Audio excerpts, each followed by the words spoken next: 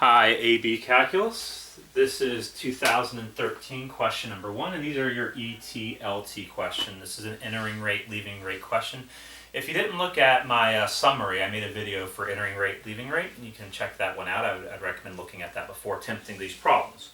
So first thing I'm doing in this problem is I'm taking G of t, I'm going to read, and it says that unprocessed gravel is, on a certain day, the rate at which unprocessed gravel arrives is at this rate. So if it's arriving, it's entering.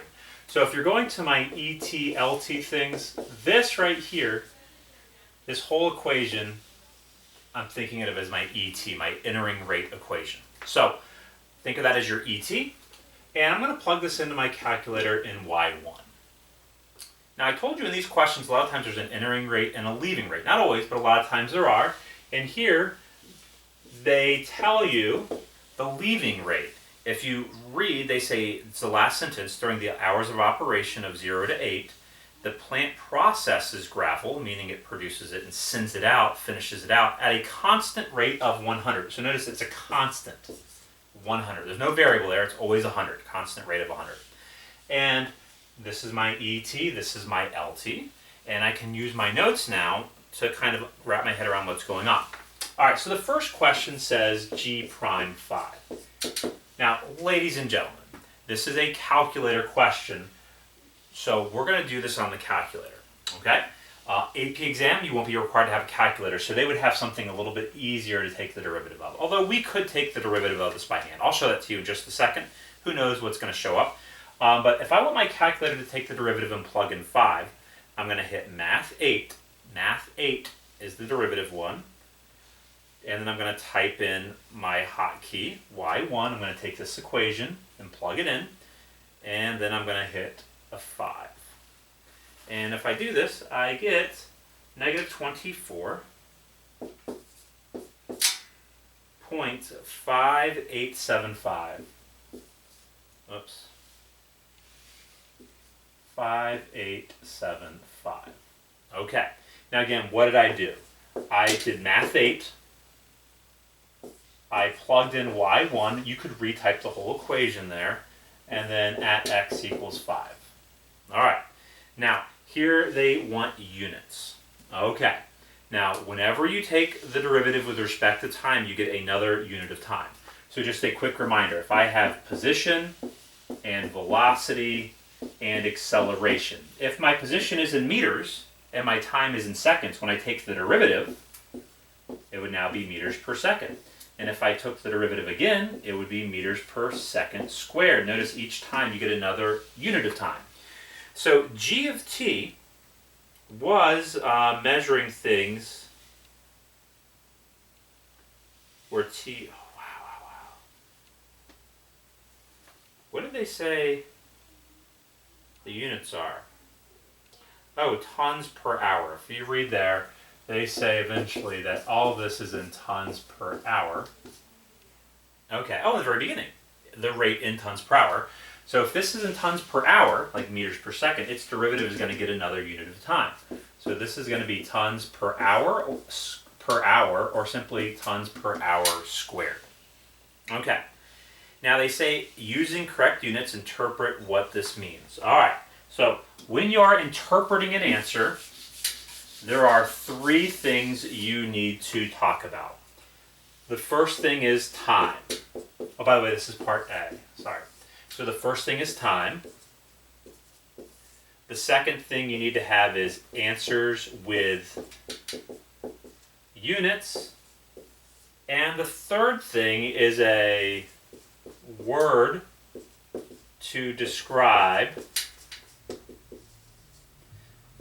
if the answer is positive or negative. Notice how my answer is negative.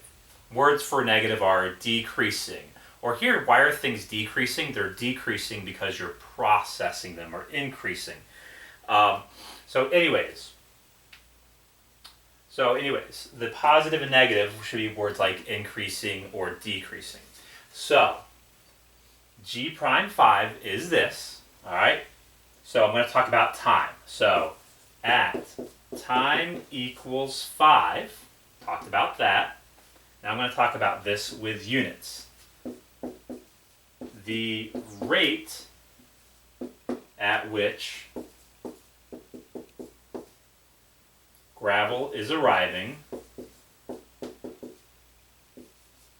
because that's what G of t is. G of t is the rate that gravel is arriving.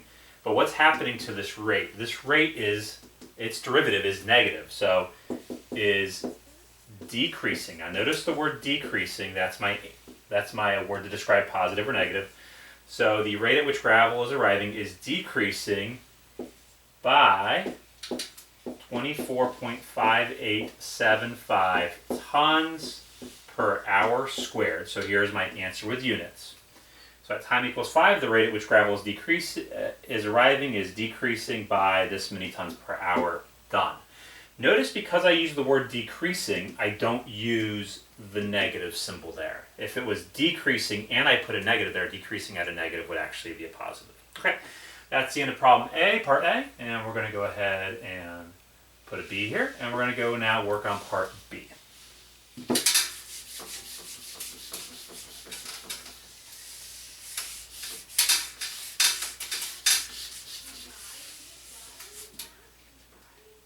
All right, part B. Find the total amount of unprocessed gravel that arrives on the workday.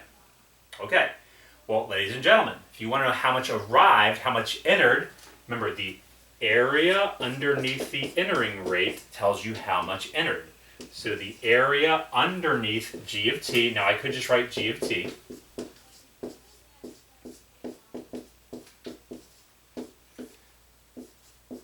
from time 0 to 8. So during the whole day, it's the area underneath this from 0 to 8.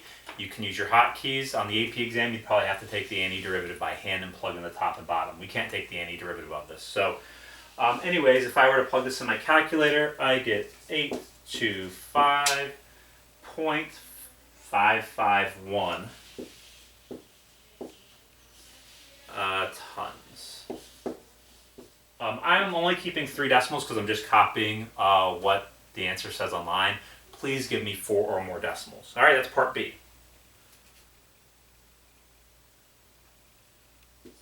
Okay.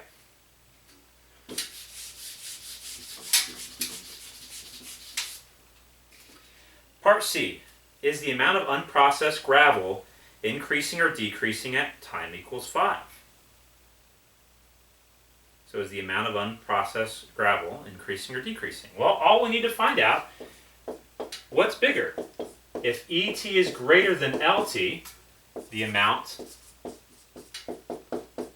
is increasing. And if ET is less than LT, the amount is decreasing. Again, my example with a water cup. If the entering rate is greater than the leaving rate, things are coming in faster than they can leave, the amount goes up. And if the leaving rate is bigger than the entering rate, things are leaving faster than you can pour them in, the amount is decreasing.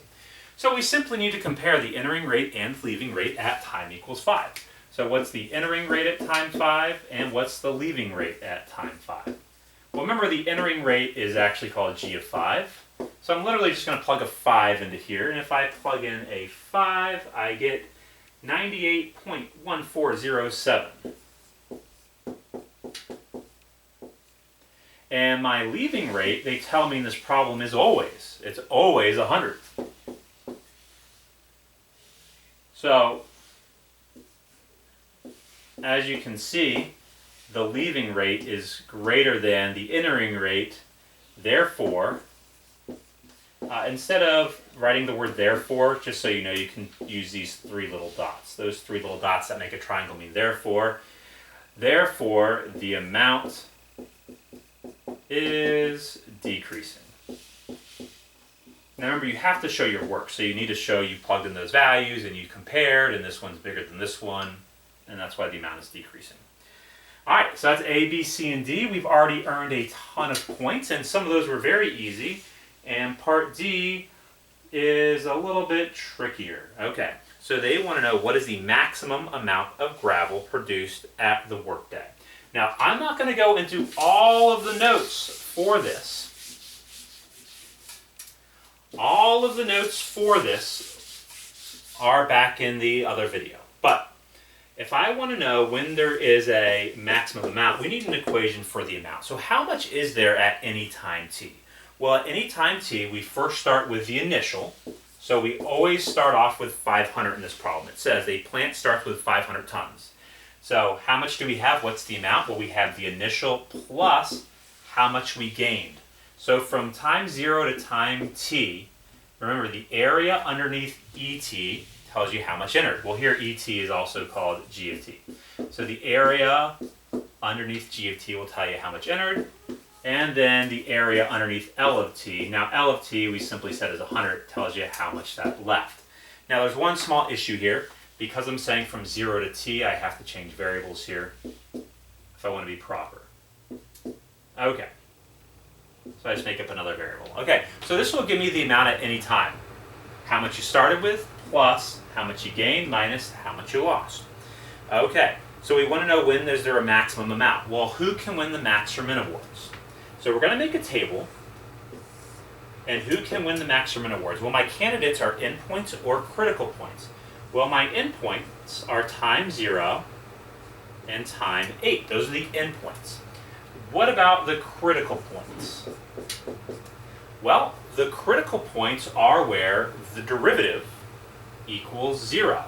Or if you looked at my video, the critical points are wherever ET is equal to LT. Critical points where the derivative equals 0. If you took the derivative, A prime t, the derivative of 500 goes away.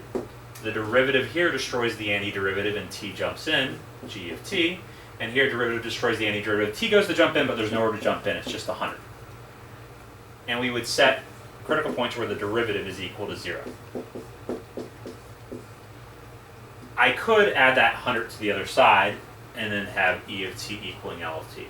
So I want to know when will G of t minus 100, the entering rate minus the leaving rate, equal 0.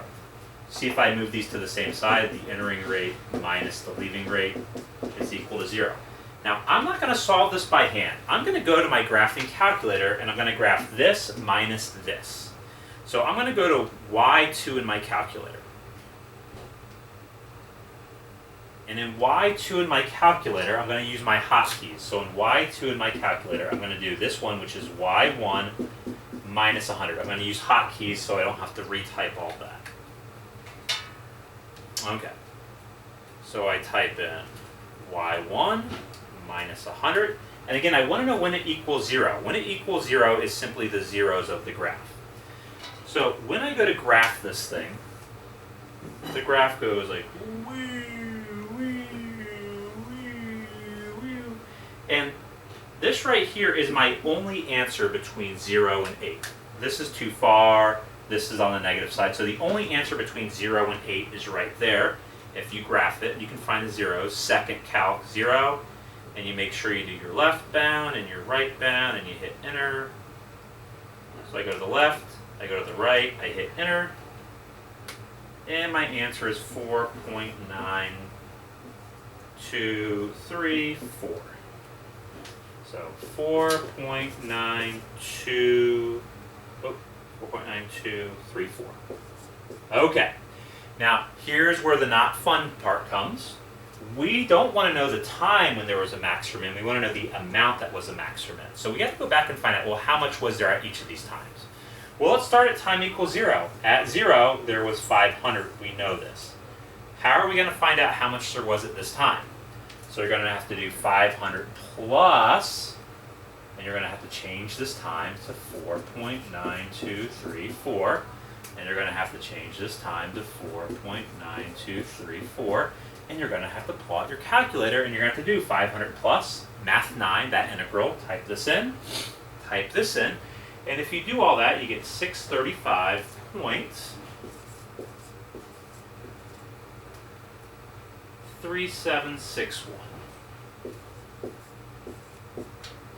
And then we're going to have to go at time 8. So now I'm going to go back up here and find out again, how much was there at time 8? It's the initial plus how much you gained from time 8 minus how much you lost from time 0 to 8. And if you type all that in, you get 525.525.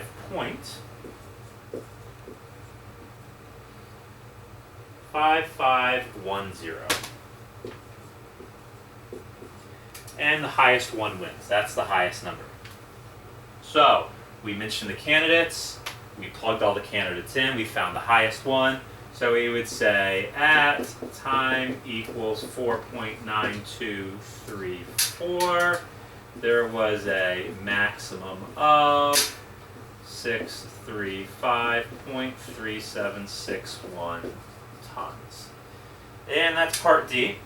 And yeah, some of these parts are difficult, but some are very easy.